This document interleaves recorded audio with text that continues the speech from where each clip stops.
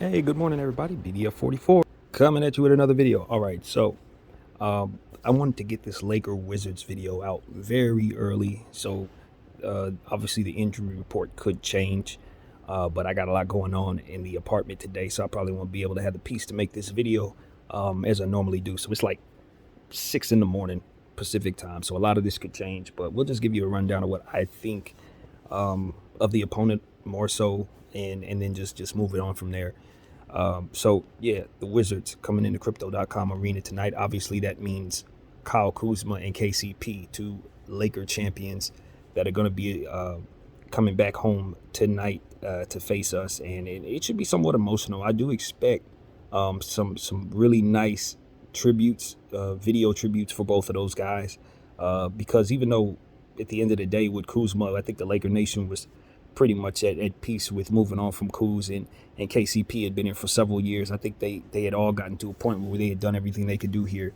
But at the same time, you look at how poor we've looked after they left, and needless to say, we miss everybody. So I'm happy that they're going to be returning. Unfortunately, as opponents for the very first time in Kuzma's case. And, we'll just have to deal with that. I think at the end of the day, this is a good Washington Wizards team. As you guys know, I've been very pleased with the moves that they've made to free up cap space over the last couple of years and create opportunities to have young players and picks. And now they picked up Kristaps Porzingis on top of that. Now, obviously, Bradley Beal is out for the season. This team is not playing for anything particularly, but they do want to start the process of learning what their team can be for next season and continue the synergy that they've picked up early on this year.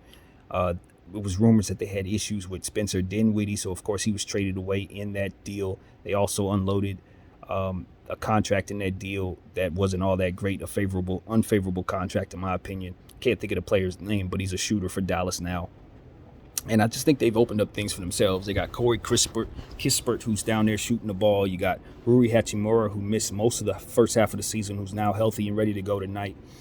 You got Thomas Bryant, same exact situation. They've traded away Montrezl Harrell to create opportunities for him to have more of a front court down there with Kristaps, kind of catered just to them. They also got Vernon Carey that they picked up from the Charlotte Hornets, who's a center who was drafted 2 years ago, that I'm wondering if he's going to start getting playing time this year or if his time is coming later on. But he's now with this team. They do have plenty. Ish Smith, a guy who kicked the hell out of us against the Charlotte Hornets earlier this season, about 3 weeks ago. He's now been traded back to Washington after having, if I'm not mistaken, 2 stints with Washington in his career. He's back with them now. And that's a situation where he's very comfortable, a role that he's played in, obviously. So I expect him to continue his confidence against our team this season. So expect him to have a big game tonight if given them the opportunity to. And, that's what it is. Kyle Kuzma has turned into basically an all-star level player for this team.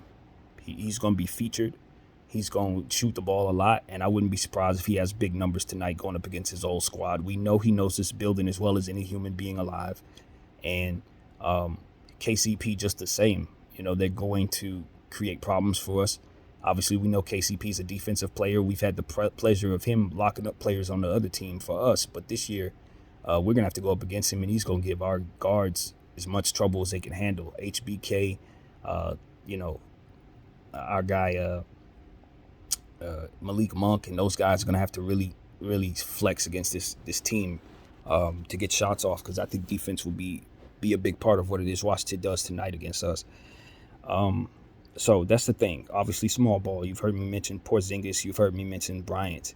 So small ball is not in the cards for us tonight. If we run that against them, it'll be another loss. I don't care how much effort you put in. I don't care if LeBron goes for 50.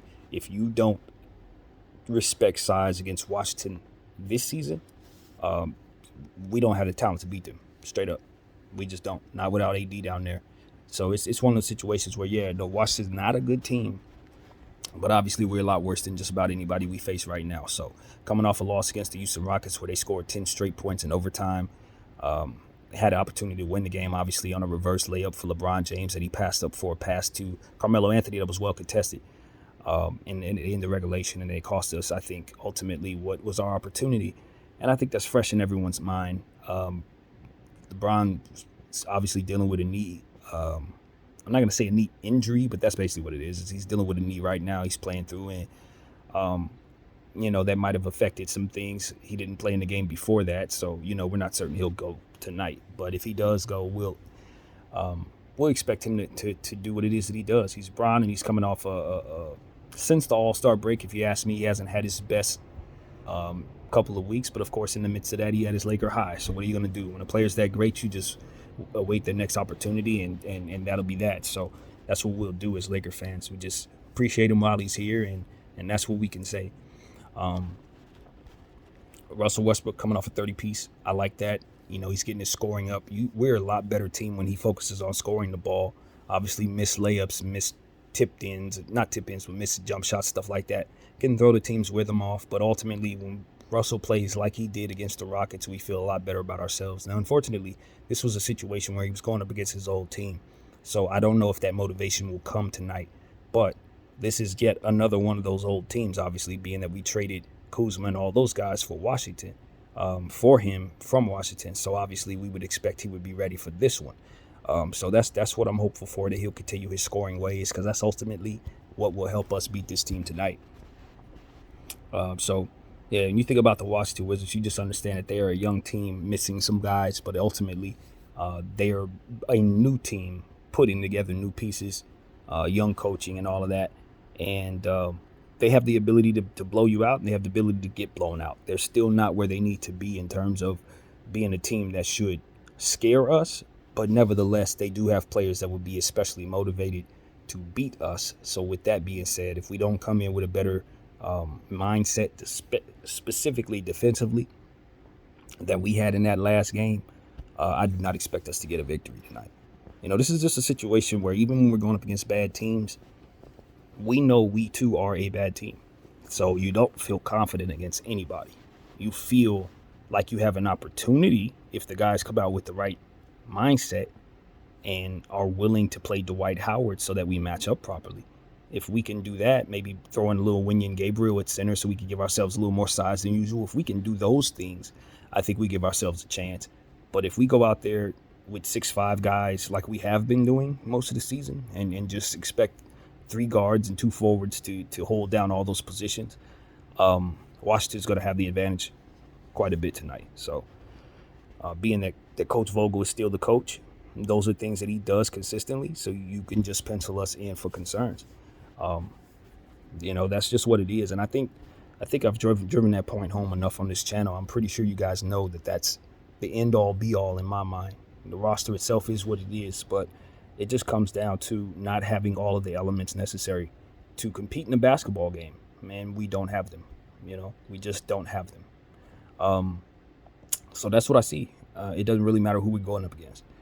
Now, I do expect to see better showings from guys who maybe didn't play as well in the last game, particularly LeBron, who didn't have his greatest game despite having a triple-double. If he's able to go tonight, I'm pretty sure his mistakes from the previous game will be stuck in his head.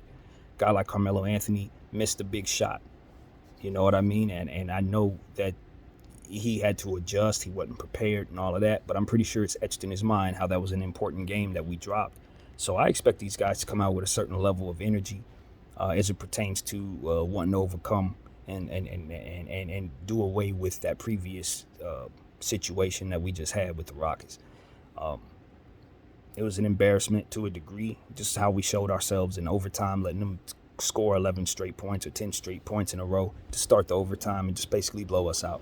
It's a type of situation where you can honestly see that, the Houston Rockets could very easily do something similar to us tonight if we come out with that type of play.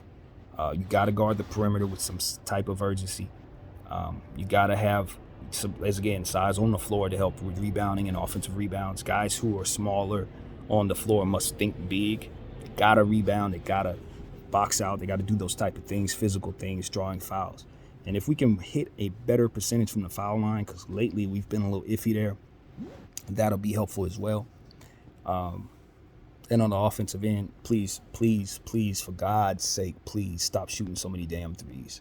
I'm so sick of this team, particularly our guy LeBron. 1 for 9 in the last game. I thought it was 1 for 7, but he missed a couple more after that. 1 for 9, bunch of bad shots that should have been actions for other players to get better. cutting to the basket, jump shots for others, specialty plays that we could be running to make our team more cohesive, stuff that we're just not doing. We're missing opportunities with those plays to make others better. And I just want LeBron James to see that. I know you got to conserve your energy. I know this is a LeBron show. I know everything is about you. But the only way this is going to come out to be what it is that you want it to be is if you start making other people better at no benefit to yourself. That's what's going to give you the long-term success story that you want in LA, is if you start digging in deep to yourself and making each and every one of them players around you more valuable so that you can have more flexibility to trade them for the pieces that you want around you. And then when you have that, choose pieces that fit, not pieces that make life harder for you in this franchise. If we can do that, I think we'll be able to salvage what looks like LeBron James's final couple years with the LA Lakers, if he does go play with his son. So I'm frustrated. Everybody's frustrated. I'm done with this season, but I'm still paying attention to this team because I love them that much. And that's just what it's going to be. I'm also somewhat intrigued with the way the league is going. So watching my team allows me to see other teams as well. That's really what it's about now. The Washington Wizards, like I said, they got some players over there that I'm looking forward to seeing tonight, seeing how they're developing. Kristaps in a new uniform could be kind of interesting to see how he's looking, where his conditioning is. Thomas Bryant is a player who hasn't been healthy in a while, but he's been on the court for a couple of weeks now. Obviously, that's an old Laker. I'd expect he would be awake for this game more so than he has been for any other game this season. So keep that in mind. Thomas Bryant is still working on his conditioning. He's been missing for almost a year and a half, basically, with his injuries. But like I said, when a guy has been back now on the NBA basketball floor for about 3 weeks, even though his numbers ain't been doing nothing, he ain't really had that type of game yet. He ain't really showed the type of upside that we remember he had when he first got to Washington. But now, a day like today, wake up in the morning fresh on a Friday morning in LA, place where you was drafted, you've been running around feeling pretty good for a couple weeks. Yeah, this would be the night Thomas Bryant has a double-double. So keep in mind, TB can do a lot of things. His upside is still there. He's extremely young, and he's just been running into a lot of early injury issues. This is the night where I'd be like, uh-oh, this would be the one where he wake up. So just keep an eye on him. We'll see where he's at. So that's what I got to say, man. Rui Hachimura is a guy who's going to rebound the ball. He's a mid-range guy. Same situation. He ain't been out there in a while, but now he's been healthy for a couple weeks.